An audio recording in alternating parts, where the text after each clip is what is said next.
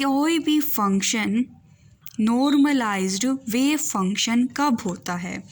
कोई भी function normalised wave function जब होता है जब किसी भी एटम के अंदर इलेक्ट्रॉन पाए जाने की प्रोबेबिलिटी टोटल 1 के बराबर इक्वल होती है। ठीक है, जैसे कि आप लोग बचपन से पढ़ते आए हैं, जैसे आपके पास है P A, कोई प्रोबेबिलिटी PB, कोई प्रोबेबिलिटी PC किसी भी पर्टिकुलर इवेंट के लिए, तो वो टोटल इज इक्वल टू 1 के बराबर निकल कर आती है। ठीक है, वो प्रोबेबिलिटी 1 के बराबर निकल कर आती है।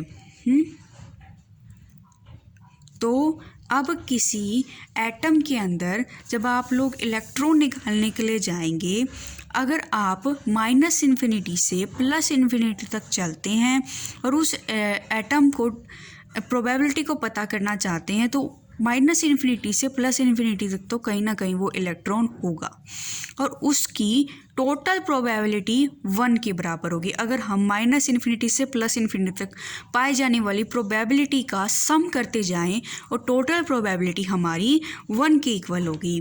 तो देखो, जैसे कि मेरे पास एक जाई फंक्शन है, वो A + आयोटा B है। मेरे पास एक जाई स्टार फंक्शन है, उसका कंजुगेट, ठीक है, ये मैंने उसका कंजुगेट लिया है, वो A - आयोटा B के बराबर है।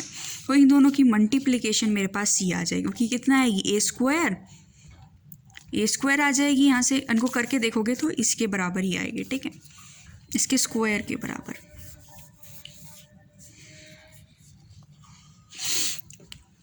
तो जैसा मैंने बताया आपको, जब हम इस फंक्शन को इंटीग्रेट करेंगे -इन्फिनिटी से +इन्फिनिटी तक, और ये क्या बता रही है, ये प्रोबेबिलिटी बता रही है किसी भी इलेक्ट्रॉन के पाए जाने की, वो 1 के बराबर होगी। ठीक है, 1 के इक्वल होगी। जैसा कि अब देखो, अब इलेक्ट्रॉन में -इन्फिनिटी से +इन्फिनिटी तक जाते हैं, -इन्फिनिटी से +इन्फिनिटी तक आप किसी इलेक्ट्रॉन के अंदर जब जाएंगे और उसकी प्रोबेबिलिटी का सम करेंगे, तो टोटल प्रोबेबिलिटी का सम 1 के इक्वल आएगा। तो इसी तरह से -इन्फिनिटी से +इन्फिनिटी गए, वो टोटल प्रोबेबिलिटी निकाली, अब प्लस करेंगे सारी प्रोबेबिलिटीज़ को, तो इंटीग्रेट करेंगे। इंटीग्रेशन में प्लस ही करते हैं ना, जितने भी 2 पार्ट्स बाय पार्ट्स के को इंटीग्रेट करने का मतलब पार्ट्स को बार बार ऐड करने के लिए हम क्या करते हैं, टोटल फंक्शन का इंटीग्रेट ही कर देते हैं। तो यहाँ से ये मेरे पास आ गया, वो टोटल प्रोबेबिलिटी 1 के बराबर आएगी। ठीक है, और जैसे मैं इसको अगर सॉल्व करूँ तो ये ओवरऑल ये इसकी इक्वल आएगी ना, जैसे इससे आप करोगे तो, ठीक है, =1 आएगी।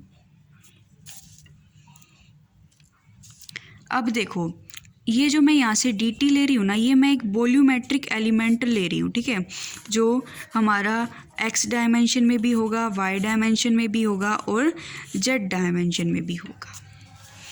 अब देखो, ये तो हो गया नॉर्मलाइज्ड फंक्शन। और किसी भी फंक्शन को नॉर्मलाइज करने की ज़रूरत क्या है, किसी भी फंक्शन को नॉर्मलाइज करने की ज़रूरत इसलिए पड़ती है, जैसा कि हमारी क्वांटम मैकेनिक्स कहती है, कोई भी जो एटम है वो जो कोई भी इलेक्ट्रॉन है वो एक एटम के अंदर वेव की तरह मूव करता है, वेव मोशन में काम करता है।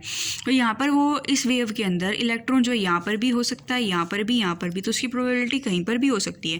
तो उसकी प्रोबेबिलिटी को फाइंड आउट करने के लिए हम नॉर्मलाइज करते हैं किसी भी वेव फंक्शन को। जैसे अगर मेरे पास अब कोई फंक्शन नॉर्मलाइज्ड नहीं है, ठीक है, तो अगर मेरे पास वो फंक्शन अगर नॉर्मलाइज्ड नहीं है, अब नॉर्मलाइज्ड नहीं है तो किसके बराबर होगा, वो किसी ना किसी कांस्टेंट के बराबर होगा। तो ये हमारा यहाँ से मैंने मान लिया ये जो फंक्शन है, अब ये किसी कांस्टेंट के बराबर है 1/n² के। तो मैंने n² से ही मल्टीप्लाई और n² से डिवाइड कर दिया। ठीक है, तो ये वाला जो डिवाइड वाला है उधर उसे मल्टीप्लाई में भेज दिया, तो ये 1 के बराबर आ गया।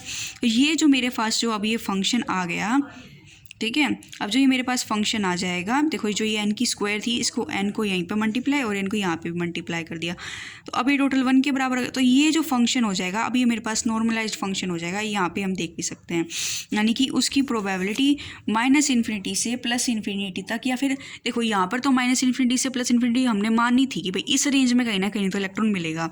अब हमें गिवन फंक्शन में हो सकता है कोई डेफिनेट रेंज भी दे रखी हो, तो उस डेफिनेट रेंज के अंदर, उस विदिन रेंज के अंदर हमारा इलेक्ट्रॉन मिलना चाहिए, उसकी प्रोबेबिलिटी हमारे पास 1 होनी चाहिए।